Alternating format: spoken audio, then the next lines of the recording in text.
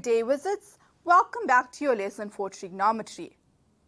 Remember, we said that trigonometry is a very broad branch for mathematics. There are so many things that you can learn in trigonometry. What are some of the things that we have learned thus far? We have learned some trigonometric ratios such as sine, cos and tan. We also learned their reciprocal ratios, sec, cosec and cot.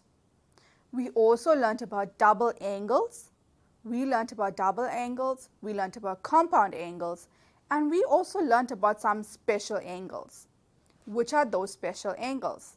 Your special angles or your special triangles refer to your 30 degrees, 60 degrees, 45 degrees. We can also include 0 degrees and 90 degrees for your broadened aspect of special angles. What else did we learn from trigonometry? We learned some proofs. So in the previous video, we learned how to do a proof. Go ahead and watch those videos so that you can understand how we are progressing to the next aspect. Today, we are going to be speaking about double angle identities. Double angle identities means just that. When we learnt about double in the previous grades, we learned that double means the same thing as multiply by 2. Therefore, in your trigonometry ratios, double angles mean the same thing. They mean doubling a ratio. For example, sine 2 theta or sine 2 of an angle. What does that mean? Sine 2, so some angle multiplied by 2. Sine 2 theta is equal to 2 sine theta cos theta. That's pretty simple. If I gave you an example and I said sine 2 theta, you can simply add that by saying sine 2 theta is equal to 2 sine theta cos theta. We can also look at cos 2 theta. So cos 2 theta is equal to cos squared theta minus sine squared theta. What does that equal to at the end? We can say that cos 2 theta is equal to 1 minus 2 sine squared theta. And then we have the last ratio, tan. If I were to say tan 2 theta is equal to 2 tan theta divided by 1 minus tan squared theta. Let's jump into a description or a visual of these double angles and see how we derive half angles. So wizards, just to have a visual of what we were trying to say, you can see that I have my double angle formulas and I have my half angle formulas. Like we went through the double angle formulas together, let's go through some of the half angle formulas, such as sine squared theta.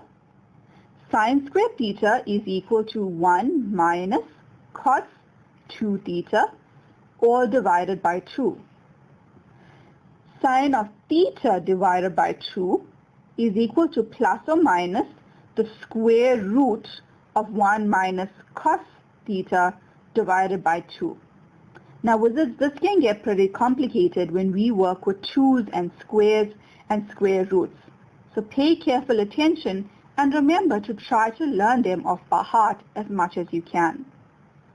The next one is sine squared theta, which is equal to 1 plus cos 2 theta all over 2. The second last one is cos theta over 2, which is equal to plus or minus the square root of 1 plus cos theta divided by 2. The last one is tan theta divided by 2 is equal to plus or minus the square root of 1 minus cos theta all over 1 plus cos theta. So what we have here are double angle formulas and half angle formulas.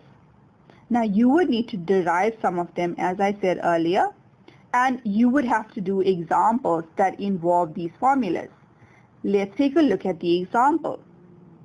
It says if alpha is an acute angle and sine alpha is equal to 0,6, determine the value of sine 2 alpha without the use of a calculator. What is my first step? My first step is always draw a sketch. In order for us to draw the sketch, we need to convert. If I convert 0,6 to a fraction, I should end up with 6 over 10. But we are working with sine. So what does sine represent? Sine represents the opposite over the hypotenuse. What else does it represent? Y over R. So sine represents y over r. Let's try to draw that on a Cartesian plane. Let's say that the triangle exists somewhere on the positive side. Remember that the value of y is going to be 6. The value of r is going to be 10 from the example that we have.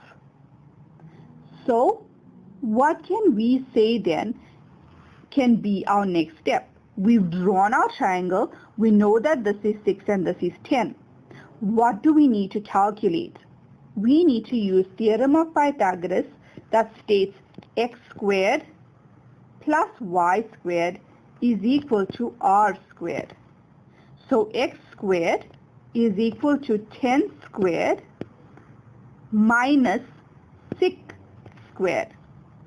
That's going to give me 100 minus 36. What am I going to be left with? I'm left with 64. And the square root of 64 is plus or minus 8. So if we are saying we are using the positive side, we are saying that this value is now 8. Once we have that, we can go ahead and use the double angle formula.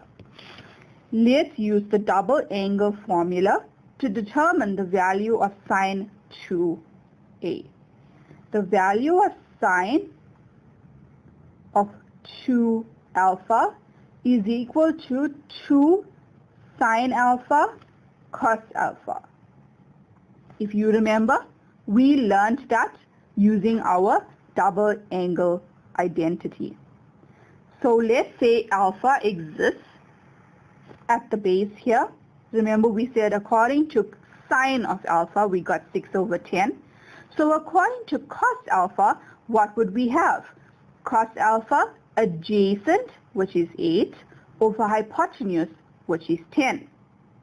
So that's going to give me 2 into sine alpha, which was sine alpha, 6 over 10, and cos alpha, which gave me 8 over 10. Once I do that, I end up with an answer of 96 over 100. Can I see that that answer can be simplified? When I simplify that answer, I want to say that this is equal to 0,96. Why am I saying 0,96? I want that in a decimal form. I want that in a decimal form so that I can check my answer later on. So what will I be left with? I will be left with the following. I will say sine 2 alpha is equal to 0,96. Now there's a very simple way for you to check your answer. You will use your calculator to check your answer. But remember, you cannot use the calculator throughout this exercise. You can only use the calculator at the end when you want to check your answer. So you'll check your answer by saying sine alpha is equal to 0,6. And if I put that, I can say that alpha is approximately, so not totally, but approximately equal to 36,87 degrees. And that is once I round off the answer. I can then say that 2 alpha, which is multiplied by 2, is approximately equal to 73,74 degrees.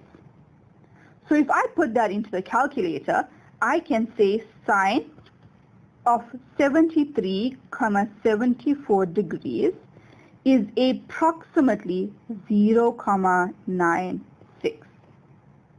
So what have I done? I have said that sine 2 alpha is equal to 0,96.